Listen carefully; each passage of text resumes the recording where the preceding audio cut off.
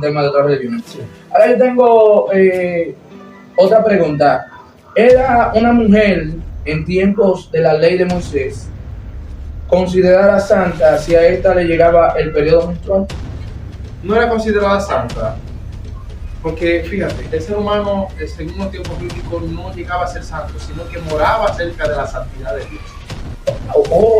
Espérate. Eso está profundo. Ahí quiero desglosarte. Es decir, las personas no eran santas en sí mismos, No, sino que estaban cerca de la santidad de Dios. perfectamente. Wow. Es decir, que ciertamente. Hombre, Señor, pero No, es que tú no vas a soltarlo siempre fuerte, Dios mío. Dale, yo no estoy hablando de eso. Dale. Yo no estoy hablando de eso. Relajate, dale. Estoy hablando de las personas que tienden, escuchen bien, de que tienden a pensar que cuando se visten de esta manera, pretenden tener santidad o representar una manera piadosa de santidad. Pero la santidad no deriva de la forma de vestir, si no es tocado por esto. Es decir, la persona lo que está tratando es de cubrir su culpa. Wow. Señores, espérate que aquí hay fuego. Dios mío, no vean esto, no vean.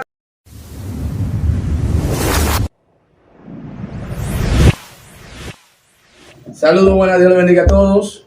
En esta preciosa tarde, para nosotros es un placer estar aquí nuevamente en su canal Paso a Paso por la Biblia, con su anfitrión aquí, Julián Misael. Hoy para nosotros es más que un placer tener a nuestro hermano aquí en la casa, en nuestro programa, el conocido, el temible, el titán de titanes, llamado Manso Cordero. Pero primero que se presente él, mi hermano, un placer tenerte por aquí. Dios te bendiga, Miguelito Acevedo. Preséntate ante la cámara.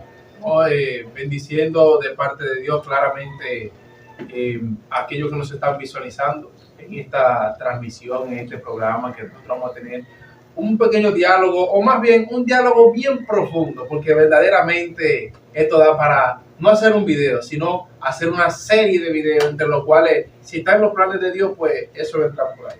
Amén. Antes de todo, Miguelito, yo quisiera saber, ¿cuándo tú te vas a casar? ¿Cuándo es la boda con España? Háblame de España. Ella, bueno, estamos planificando algunas cosas. Primero estamos poniendo las cosas en su engrane. Vamos a la cosa de organización primero. Tú sabes, ella tiene que organizar algunas cosas allá, yo aquí. Pues eso vamos a ver, está dentro de un plazo de un año y algo así. Bueno, está bien. Miren, Dios bendiga a todos. Hoy estaremos hablando con el Manso Cordero, el titán de titanes, el destroza gigantes, el David de este tiempo. Estaremos hablando hoy acerca de la santidad bíblica en el Antiguo Testamento y la santidad en la actualidad. Suscríbase a nuestro canal, den un like y ponga su comentario. Dios le bendiga. Dios bendiga. Bien, vamos a empezar ahora, hermano Acevedo, con el tema que tenemos pendiente para hoy. Pero primero, ya usted habló con español. Claro, y me está escribiendo todavía. ¿Me está escribiendo? Dile España, háblale de España y dígale que ahora mismo te he ocupado yo. No, claro. Ella sabe, y yo estoy aquí. ¿Dónde tú te congregas, Acevedo? Yo me congrego en la iglesia Cristo la Roca de Santidad Pentecostal Incorporada. ¿Dónde queda? Eso es la calle Pompeya, esquina Arenzo. Dígase la urbanización y tal. ¿Y qué tiempo tú tienes congregándote en esa iglesia, hermano mío? Tenemos alrededor de meses. 7 años, algunos meses. Sí, ya en mayo cumplimos 8. Me dicen que tú eres el más controversial allá en la iglesia. ¿Eso es verdad? Un poco. Sí. Me dicen que tú eres uno de los titanes. ¿Tú te has enfrentado alguna vez a un líder tuyo? Bastantes veces. Sí, bastante. ¿En qué tú discrepas con el hermano Milanés? Háblame de Milanés y tú me dicen que Milanés y tú se congregan juntos. Sí, nos congregamos juntos, pero en algunos pensamientos solamente diferimos, pero no entendemos. Y siempre cuando no lo entendemos, dialogamos y tratamos el diálogo. Y tanto él como yo reconocemos. Si hay que reconocer algo, lo reconocemos y pues lo dejamos. No, que él es mi maestro, fue el que me enseñó. Pero la parte crítica la aprendí acerca de mi carrera, que es la filosofía.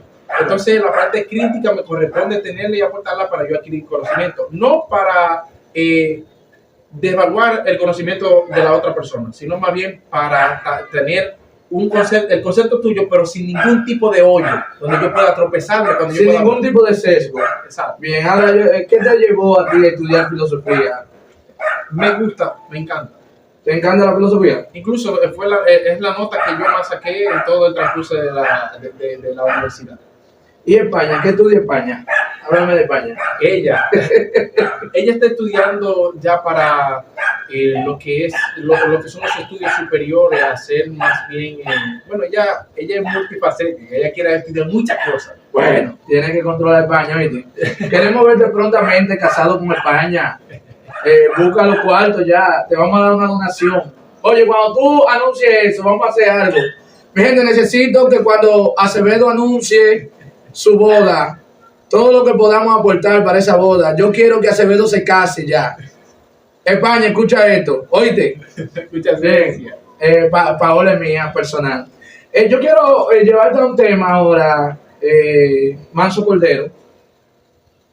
Quiero que tú me expliques qué es la santidad. Según el conocimiento que tú has adquirido, ¿qué es la santidad y cómo se aplica eso? Bien, la santidad.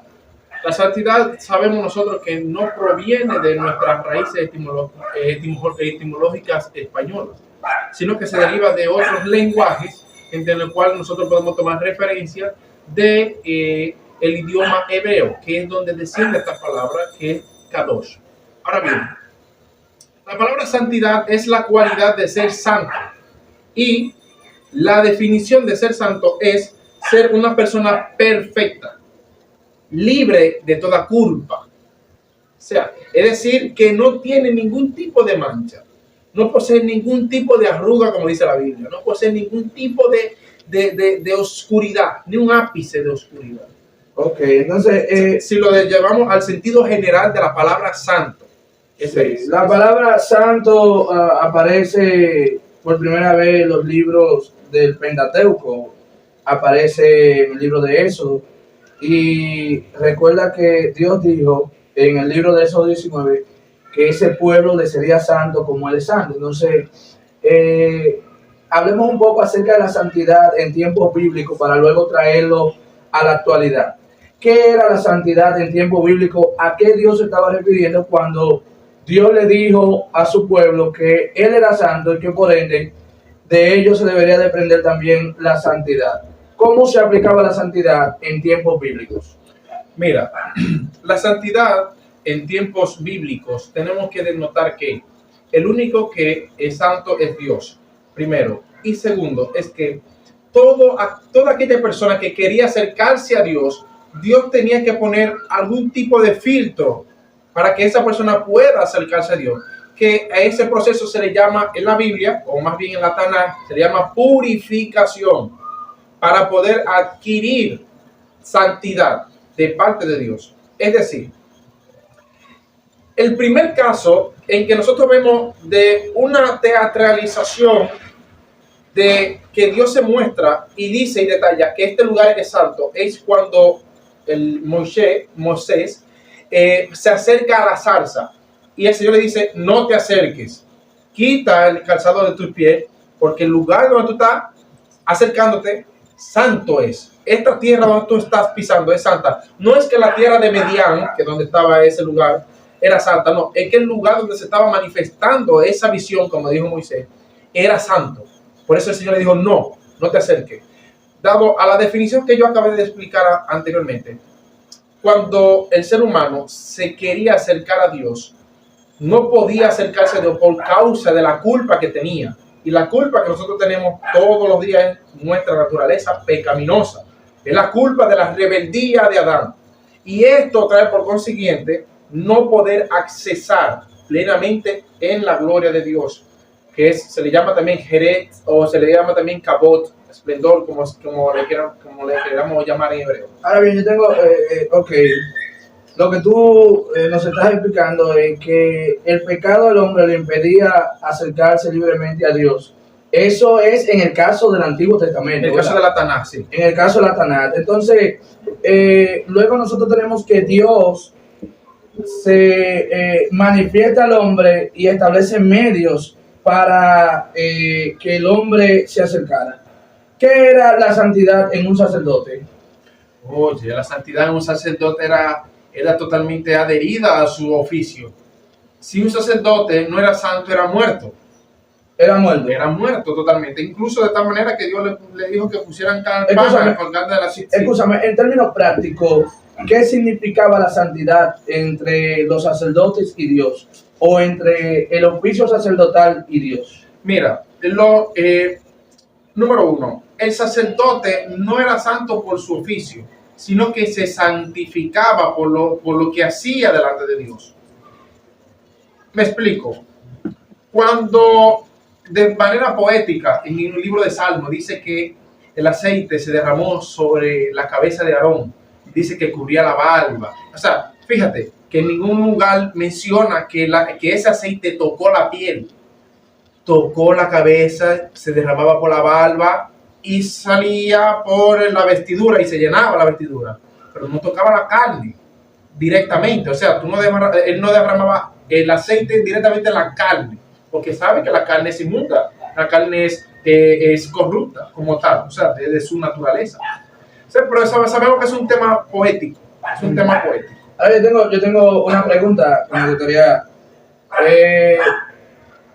Nosotros tenemos el tabernáculo, tenemos el oficio sacerdotal del sacerdote y del sumo sacerdote, y tenemos el pueblo santo como pueblo, hablando ya fuera del sacerdocio, fuera del tabernáculo. ¿Cómo se aplicaba la santidad en el pueblo en tiempos bíblicos? Por ejemplo, nosotros tenemos una aplicación. El sacerdote tenía un cinto en la frente que decía santidad a Jehová. ¿Qué significado tenía eso de santidad a Jehová? ¿Qué significaba eso para el pueblo y para el sacerdote? Bien, mira, tenemos que hablar. Te estoy quemando feo, ¿qué es lo que está pasando? No, te noto como que no hay soga. No, hay soga, hay soga. Hay soga, Hay vete soga. mano, dale ahí. Este concepto no le va a gustar mucho a la gente, pero tienen que saber, aquí es que vamos a diferenciar de lo que la gente percibe, puedo decirlo así, su costumbre le han enseñado de esa manera. Mira, el sacerdote o sumo sacerdote era santificado en determinado tiempo, como en la fiesta de Yom Kippur, en la fiesta de Shavuot y en la fiesta de Pesach. Tenía que santificarse totalmente. Ahora bien, esto hacía que el pueblo llevase de manera anual sacrificio para perdón de los pecados. En el caso de Pesaj era así. En el caso de Yom Kippur también. Para presentarse delante de Dios con un palomino, con un cordero de un año, sin mancha, sin defecto, y poder entonces tapar la culpa. Porque la única forma de que la santidad de Dios se revele a un ser humano es que éste primero tenga conciencia de culpa y que luego de esto Dios lo convenza a él de ser perdonado en Dios mismo. No sé si me entendiste. O sea, tú me estás diciendo que para acercarse y santificarse, las personas debían, eso estamos hablando en tiempos bíblicos, de tener conciencia de pecado, y luego de tener conciencia de pecado, entrar en el rito de la purificación para así acercarse a Dios. Perfecto. De modo que toda persona que iba a pedir perdón por los pecados ponía la mano sobre el animal. Y si la culpa se les traspasaba al animal, y entonces se mataba al animal, la sangre se le quitaba, y esa sangre, como era la vida, le era funcional como sacrificio, según Levítico 17:11, que dice: la vida en la sangre está, y este le será a ustedes por sacrificio y holocausto, por su alma. Y mira, fíjate que ahí ese texto lo utilizan algunas religiones para extrapolar cierto tipo de información, pero ese no es el tema, no nos vamos a meter en temas de otras religiones. Sí. Ahora yo tengo otra pregunta. ¿Era una mujer en tiempos de la ley de Moisés considerada santa si a esta le llegaba el periodo menstrual? no era considerada santa, porque fíjate, el ser humano, según los tiempos bíblicos, no llegaba a ser santo, sino que moraba cerca de la santidad de Dios. Espérate. Ahí Eso está profundo. Eso está profundo. Ahí quiero desglosarte. Es decir, las personas no eran santas en sí mismos, No, sino que estaban cerca de la santidad de Dios. perfectamente. Wow. Es decir, que el sacerdote, por causa de que todo ofrecía un sacrificio por el perdón de los pecados, el mismo tabernáculo le era como un centro, como si fuese el centro del tabernáculo, que era el lugar santísimo, era el lugar radioactivo de la santidad de Dios que emanaba a todo el pueblo. De modo que todo el pueblo era santificado por esa radiación de la gloria de Dios. Maestro Cordero, pero usted tiene mi respeto. Usted tiene mi respeto. Usted es duro. Yo siempre he dicho que este hombre es duro. Seguimos entonces, vamos. Yo siempre he dicho que usted es duro, Maestro Cordero. Seguimos con el tema. Ahora bien, las personas no eran santas en sí, sino que las personas habitaban cerca de la santidad. Exacto. Ahora yo hago una pregunta. Las personas en el Antiguo Testamento, repito, estamos hablando de hombres y mujeres. En el libro de Levítico, capítulo 15, se habla de que la emisión de semen era causa de impureza en el hombre y la emisión de sangre en el periodo menstrual también era causa de impureza. Esas personas no gozaban de la santidad, ¿verdad? En el momento. En el momento no gozaban de la santidad. Era temporal que ellos estaban de esa manera, porque ellos eran impuros por causa de la culpa que venía sobre ellos. Por eso es que ellos se consideraban inmundos por causa de la culpa de ellos mismos. Ok. O sea, su culpa hacía que se vieran indignos. Entonces, Dios puso purificación. O sea, estableció medios de purificación para que ellos pudiesen acercarse nuevamente a esa santidad. Ahora, yo me voy a meter en un tema que es un poco incómodo, pero tengo que hacerlo porque la situación lo amerita. Nosotros hoy en día tenemos una idea de santidad y lo tomamos siempre del Antiguo Testamento. Y es la idea de la vestimenta. Yo sé que es un poco difícil, pero quiero meterme en ese tema porque estamos hablando de la santidad en tiempos bíblicos. Nosotros tenemos ahí a Deuteronomio capítulo 22, versículo 5, donde dice que no vestirá ropa de mujer el hombre, ni la mujer vestirá ropa de hombre. ¿A qué se está refiriendo ese texto? Mira, ese texto se está refiriendo simplemente a un tipo de vestimenta, como lo acabó de decir nuestro Rabí Moshe, nuestro hacedor de ley, bueno, no hacedor de ley. El legislador de legisladores en Israel. Sí, vamos a ponerlo así, para que la gente no se moleste. Ay, santo. Pero bueno, esperemos en Dios que no se moleste, señores. Usted puede escribir en su comentario, puede poner un comentario y decir qué le está pareciendo este tema. No se preocupe. Si usted tiene alguna diferencia con el Maestro Cordero, está libre de matarlo. No, él no va a decir nada. Seguimos aquí. Bien, seguimos. ¿A qué se refiere eso? De la vestimenta de la mujer que no puede ser la del hombre, ni la del hombre, la de la mujer. Sí, se está refiriendo simplemente en que tiene que hacerse distinción, incluso de manera visible. Eso se le llama incluso de manera biológica, eso tiene un nombre, que donde es el macho refleja mucho más volumen en una parte de su cuerpo y la hembra no. Por ejemplo, en el caso de los leones, el león tiene la escama, todo ese pelaje alrededor de su cuello, pero la hembra no. El gallo, por igual, el gallo tiene una cresta bastante alta y es muy colorido. Hay una diferencia, una distinción. Hay un nombre que no recuerdo por el momento ahora como tal. Si alguien lo sabe, pues me puede ayudar en esa parte. Pero en el hombre junto con la mujer tiene que verse esa distinción. Antes, bien, quiero aclarar que la vestimenta del hombre era la túnica por la rodilla. Esa era la vestimenta del hombre, porque el hombre era mandado a trabajar en la agricultura. E incluso la túnica originalmente no tenía ni manga, era desmangada, porque el hombre lo meritaba. Y tanto en la guerra, el hombre tenía que ceñirse su lomo. Es decir, ¿tú sabes lo que es ceñirse el lomo? Tengo la idea. Ceñirse el lomo es tomar lo final de la túnica ponérsela para adelante, darle una vuelta, amarrársela en las dos piernas y luego prepararse para la batalla. Es decir, era como si fuese para prepararse a correr. Es decir, cuando Dios le mandó a Job a ceñirse el lomo, le estaba diciendo: apriétate, porque tú vas a correr, prepárate para la guerra, porque yo voy a confrontarte a ti, te voy a hacer preguntas y tú me vas a contestar. A eso es lo que se estaba refiriendo él. Tenía que prepararse. Ahora yo tengo, bueno, sigo. Para las mujeres, no, en esos tiempos, ya nosotros lo podemos ver en historias de la vestimenta de aquellos tiempos, incluso de los tiempos del Mesías, que la vestimenta de la mujer era un poquito más modesta. Era ya por medio de los tobillos, por los tobillos, y las mangas no eran largas, las mangas eran 3/4, si no me equivoco, porque eran dadas a mujeres que trabajaban alrededor de la casa.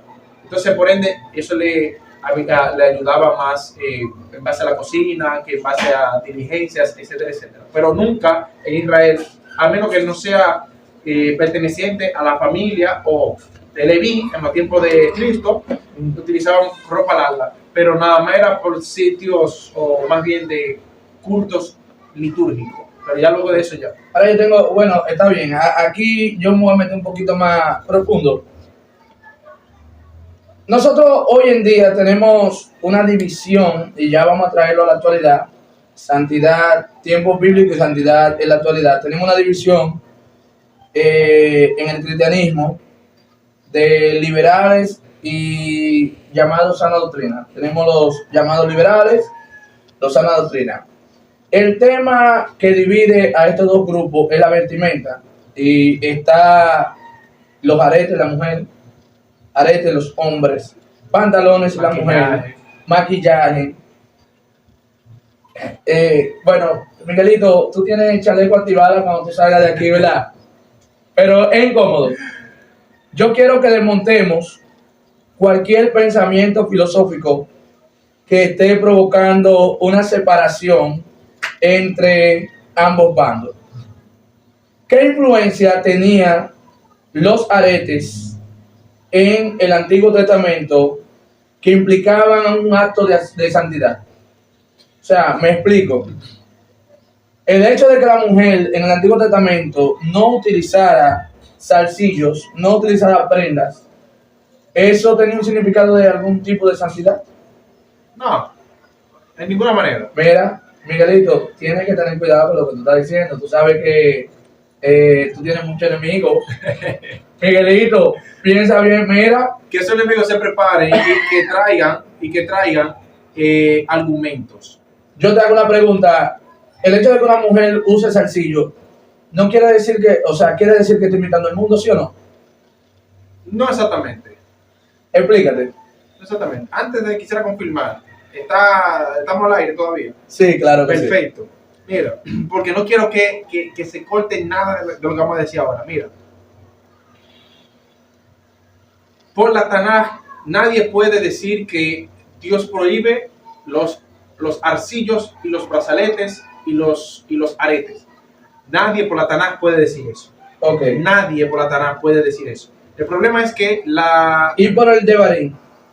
Ninguno. Ni por ningún lugar. Ok. O sea, porque el Devarim ahí tiene su contexto y explica el contexto y dice el contexto, pero en general nosotros vemos a través de los escritos de Moisés 1, a través de los escritos de los profetas y de la profecía, es que Dios siempre decora a Israel. Siempre decoraba a Israel como una mujer de brazalete. Mira, te puso un arete en la nariz. ¿Qué? ¿Que Dios te pone? ¿Cómo no? No, eso es mentira tuya. Dios no te pone el arete. Te puse anillos en los dedos. O sea, te puse... Va a mandar o va a ponerle a alguien cosa que él considera que es pecado para el pueblo de Dios hoy en día. O sea, la santidad que se está vendiendo hoy en día es una santidad que implica que la mujer no puede usar arete, la mujer no puede maquillarse, la mujer no puede hacer casi nada. Tú me estás diciendo a mí que Dios le pone eso. ¿Dónde dice eso la Biblia? Mira, es que tenemos que irnos primero al concepto de pecado. Ok, vamos a definir qué es pecado. ¿Qué es pecado? Pecado, según el libro de Juan, capítulo 3 o capítulo 4, es transgresión de la ley. Transgresión de la ley. De la ley. Ya fuera de la ley, no hay nada que se considere pecado. ¿Qué? Eso no lo digo yo, lo dice el apóstol Juan. Mira, yo siempre he dicho que a ti te van a matar, Miguelito. Por la boca te van a matar y que tú estás provocando a la gente de la sana doctrina. Explícate bien, continúa. Bien, mira, entonces como nosotros podemos visualizar por el mismo libro de Juan, Primera de Juan, capítulo 3, dice explícitamente, el pecado es transgresión de la ley. Eso es pecado. Nadie puede decir que es pecado fuera de lo que está diciendo la palabra de Dios. Okay. Nadie puede. Okay. Nadie puede. Es decir, que nosotros tenemos que tener por seguridad, perdón, es portugués, por seguridad, que la santidad proviene de la obediencia a los mandamientos de Dios. No proviene del concepto personal, tradicional y de costumbre del ser humano. Aún así, independientemente de cualquier tipo de denominación, dígase cristiana u traduce cristiana. eso, o sea, dilo de nuevo. Eso tú vamos. O sea, el concepto de santidad que tú estás implicando viene por medio a la obediencia y no por medio a los conceptos humanos. Claramente, evidentemente la santidad viene porque la santidad se perfecciona. Espérate, porque es lo que está diciendo, que el concepto de santidad no proviene por medio a los conceptos, por medio a las dogmas, sino por medio a la obediencia a la Tanakh, como él acostumbra llamarla. Nosotros decimos al Antiguo Testamento y al Nuevo Testamento, es decir, a la palabra de Dios. Miguelito, continuamos. Sigue. Dile. Entonces, nosotros podemos ver que la santidad, por eso es que nosotros hemos llamado a ser perfectos, porque nuestro Señor dijo, sed perfecto, así como vuestro Padre que está en los cielos es perfecto. Entonces, si el Señor dijo esto, es que nosotros podemos llegar a ese tipo de perfección. De modo que el que dijo esta palabra, que me turbó incluso a mí, el apóstol Pedro dijo que vuestro adversario, el diablo, está como león rugiente. Pero lo que me cura, o lo que me llama la atención para no utilizar lo coloquial del país, es que dice vuestro adversario, el diablo. Él sacándose de ahí, diciendo que ya es una persona perfecta, que ya Satanás no tiene ni parte ni suerte con él, que ya sabía todo. A ver, yo quiero seguir ampliando un poco. Por ejemplo, mira, en el Antiguo Testamento, y luego vamos a salir del Antiguo Testamento para meternos en el Nuevo Testamento. En el Antiguo Testamento, la santidad entonces implicaba mucho más cosas que las que nosotros queremos ponerle hoy en día. Por ejemplo, hay muchas personas que sienten que son santos como una manera de vestir, pero la santidad en el Antiguo Testamento implicaba muchas cosas. Nosotros tenemos ahí que la mujer, cuando tenía el periodo menstrual, por causa de los sacrificios que se le ofrecían a los dioses en otras naciones, era impura durante 7 días.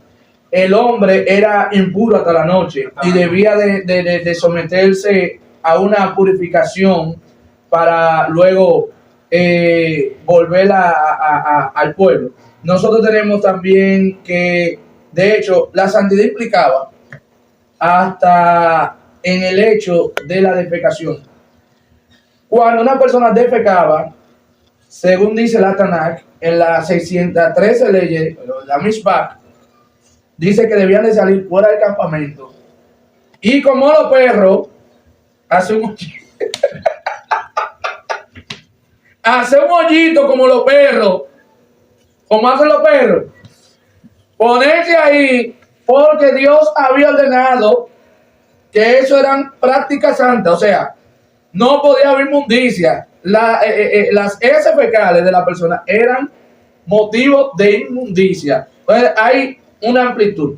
Pero yo quiero enfocarme más en que el concepto de santidad que tiene la persona, Miguelito, tiene que ver, y mayormente con la mujer, que la mujer sin arete es más santa que la mujer con arete.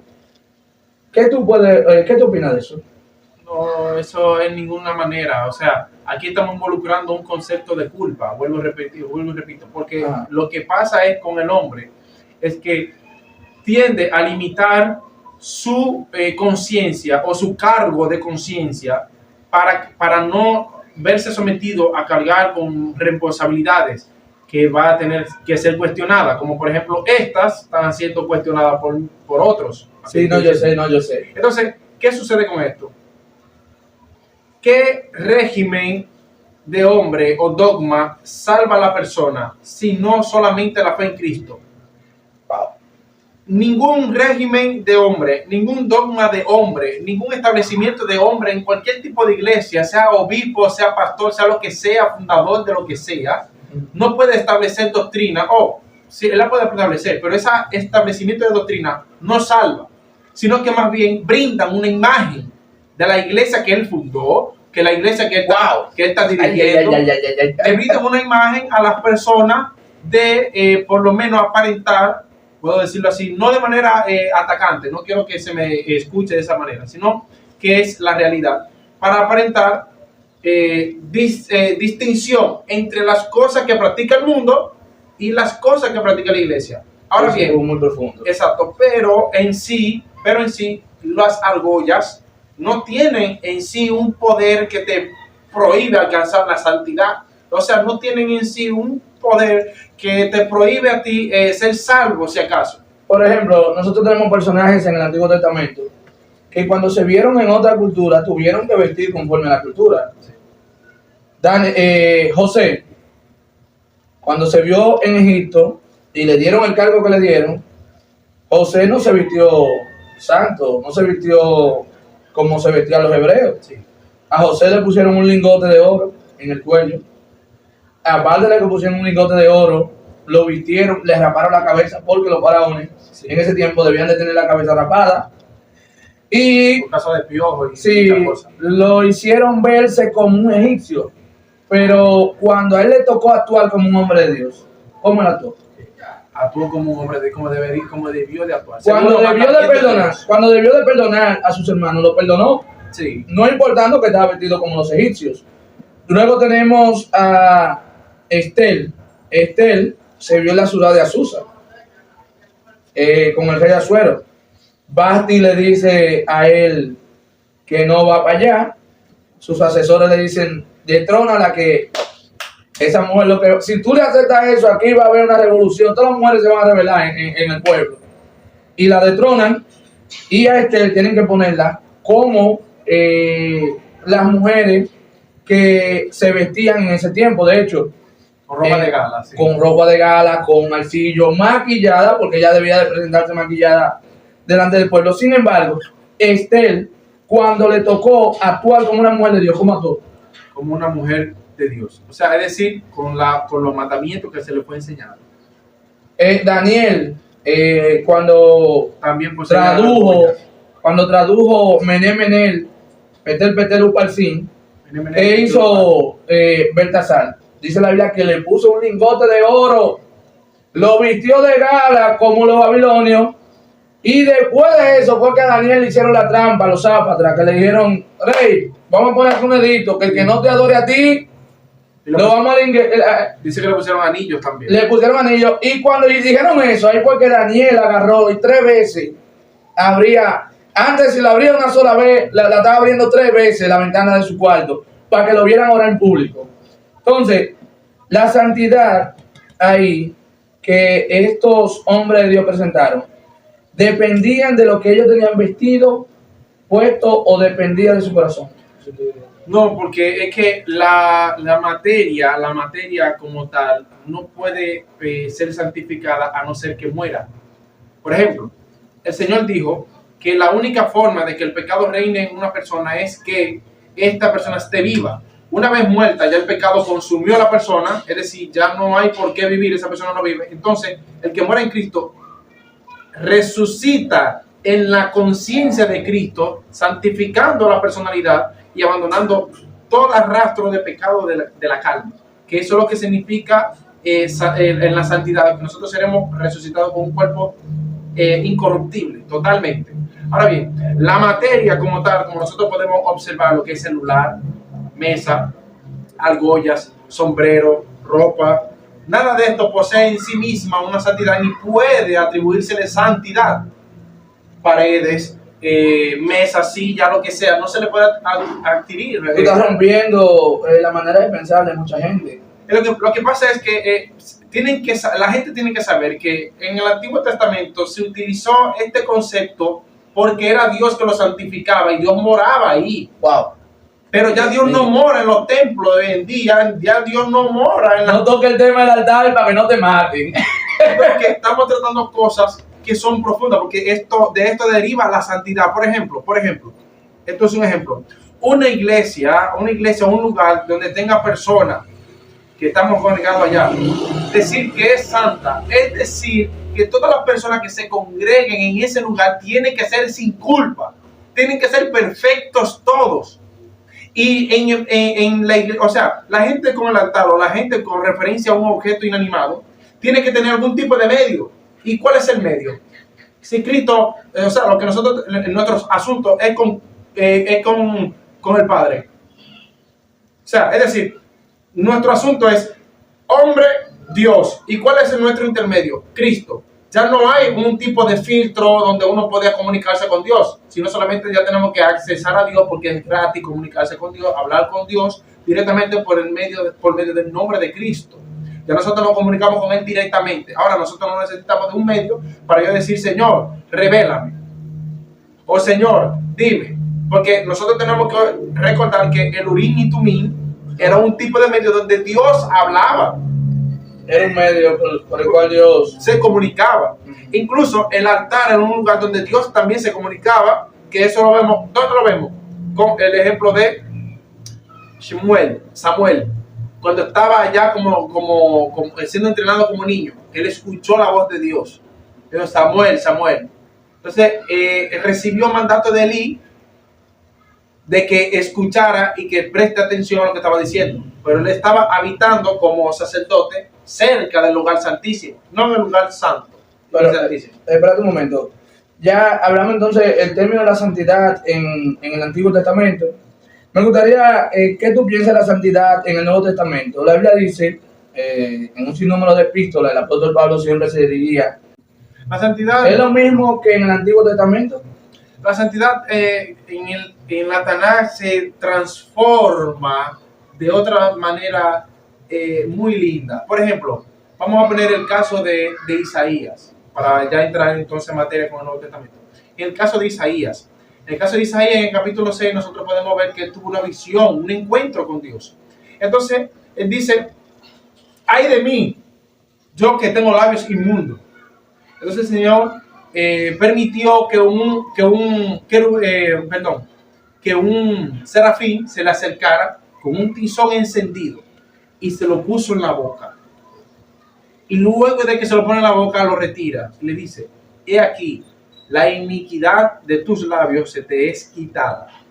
¿Y cuál era el problema de Isaías?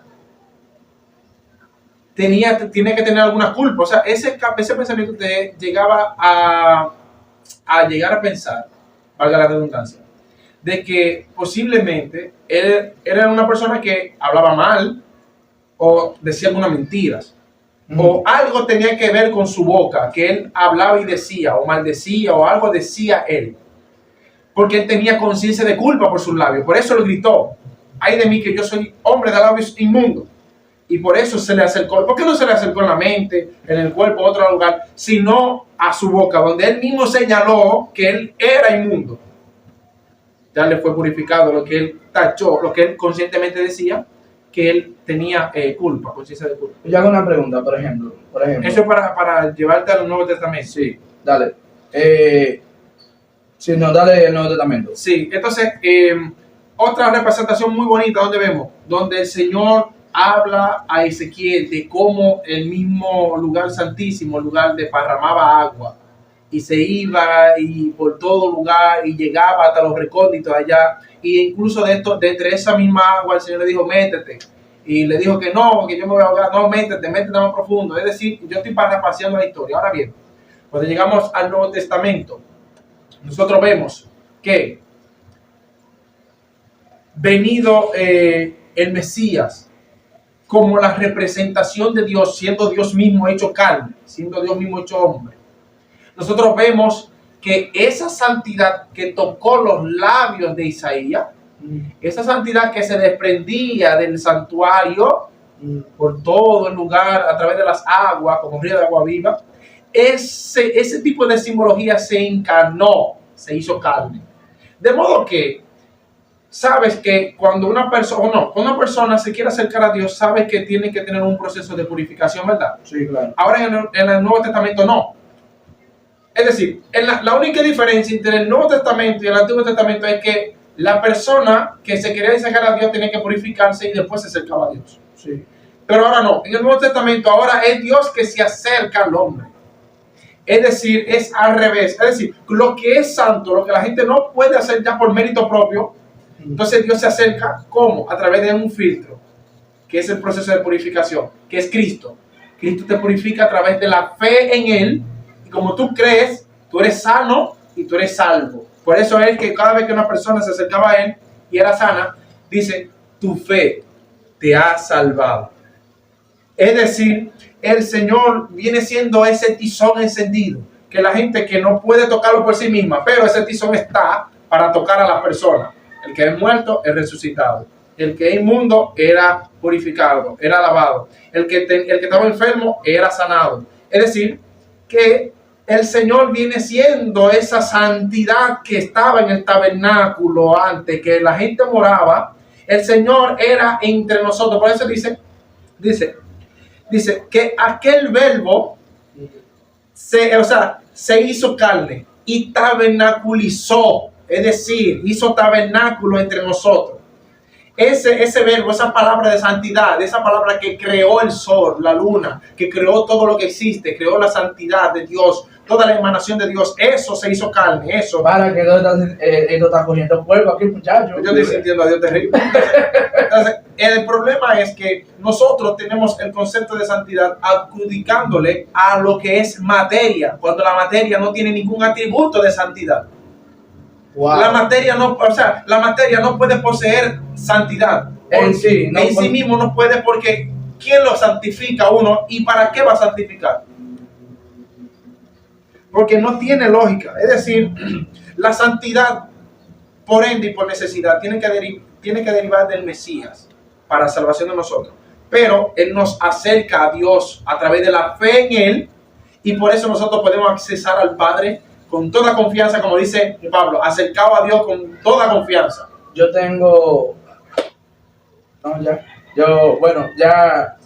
creo que podemos descender ya del tema. El tema quedó demasiado claro.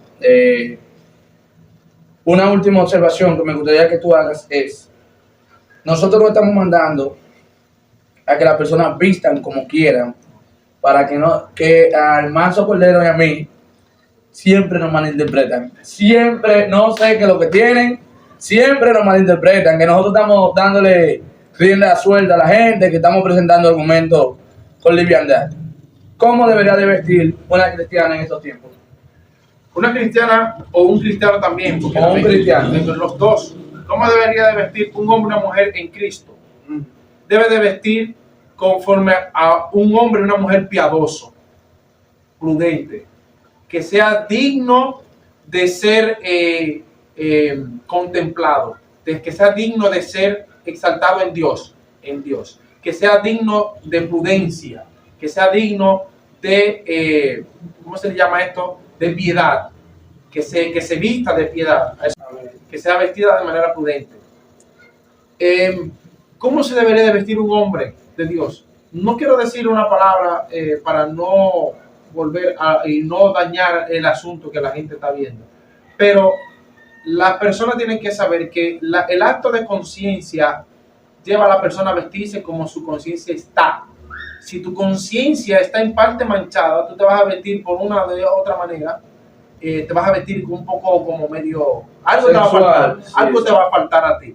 Pero déjame aclararte un punto, es que las personas que se visten largo dicen que es para cuidar a la otra persona, pero no. lo que están diciendo es directamente, lo que están diciendo directamente es, Este hombre, señor, pero... no, Es que tú no vas a soltarlo siempre fuerte, Dios mío. dale, yo no estoy hablando de eso. Dale. Yo no estoy hablando de eso. Relajate, dale. Estoy hablando de las personas que tienden, escuchen bien, de que tienden a pensar que cuando se visten de esta manera, pretenden tener santidad o representar una manera piadosa de santidad. Pero la santidad no deriva de la forma de vestir, si no es tocado por esto. Es decir, las personas lo que están tratando es de cubrir su culpa. Wow. Señores, espérate que aquí hay fuego. Dios mío, no vean esto, no vean a Acevedo. Acevedo, no te prendiste esta vaina así. Ay, escúchame, estas cosas así, Dios mío. Fíjate, si tú te das cuenta que las personas que se visten de esta manera vienen de lugares muy vulgares. Ay, mi madre. Vienen de lugares o sea, vienen vienen de prácticas demasiadas vulgares que por su mentalidad, no voy a decir corta, voy a decir de su mentalidad no dirigida o no sabida manejar y bien adiestrar, no saben cómo mantener una conciencia pura, no saben cómo mantener una conciencia de manera desarrollada, como en el libro de Romanos capítulo 12 lo detalla. Dice que nosotros tenemos que mantener nuestra mentalidad actualizada porque es nuestro culto racional y santo para que nosotros podamos... Ahora, sentí algo demasiado fuerte. Bueno, mi gente, llegamos... Bueno, que termine. No, déjalo ahí, que ay, padre. Mi gente, Dios bendiga. Si usted quiere una segunda parte con Acevedo aquí, usted me dice, póngalo en su comentario. Hoy no vamos a abundar tanto para no hacer tan largo el video, pero yo creo que material tenemos aquí. Este es un material andante. España, usted está llevando un hombre bueno. Dios me la bendiga. Dios bendiga a los seguidores de nuestro canal. Dios bendiga a los siempre fuertes. Dios bendiga a los 080. Dios bendiga a las personas que nos siguen. Comenten, suscríbanse a este canal y díganos qué les pareció los argumentos que nuestro hermano Acevedo presentó. Dios le bendiga y Dios le guarde. No sé tú, pero yo creo que cogió miedo.